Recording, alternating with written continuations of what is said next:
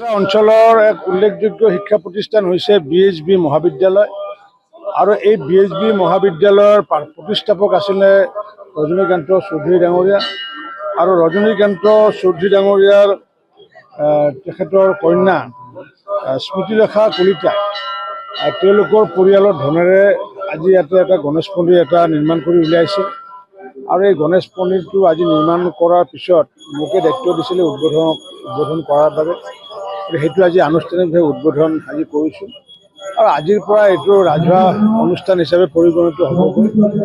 ইমান দিনে তেওঁলোকৰ ব্যক্তিগত বাসভৱনৰ নিৰ্মাণ কাৰ্য চলি আছে কিন্তু এতিয়া ৰাজহুৱা হ'ব এইটো।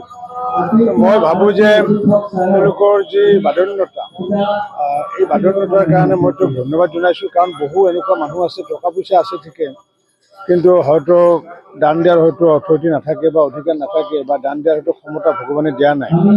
গতিকে এইগৰাকী যি স্মৃতিলতা কলিতা তেখেতক দান দিয়াৰ অধিকাৰ ভগৱানে দিছে, যাৰ বাবে আজি পোনপ্ৰথমবাৰৰ বাবে এটা ধুনীয়া গণেশ মন্দিৰ এটা নিৰ্মাণ কৰিছে সৰুপেটাতে।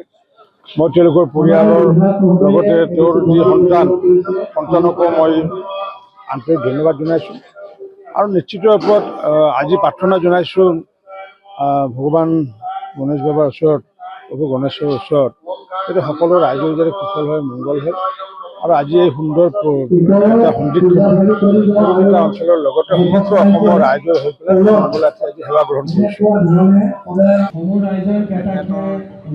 কৰিছোঁ। আমি সকলোবোৰ ব্যস্ত, আমি সকলোৰে যিহেতুকে কাম আছে সেয়েহে আজি সভাখনত আৰু বেছি সময় নলওঁ নেকি। আপোনালোকে আমাক সহায় সহযোগ কৰক, যিহেতুকে ইতিমধ্যে যথেষ্ট সময় অতিক্ৰম হৈছে।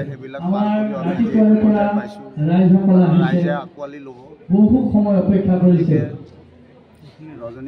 পুনৰবাৰ আমি ৰাইজলৈ আহ্বান জনাইছোঁ, আজি সভাখন চলাই নিয়াত আপোনালোকে আমাক সহযোগ আগবঢ়াওক। যিকোনো খবৰৰ বাবে যোগাযোগ কৰক আমাৰ এই নম্বৰত 9181 307 221।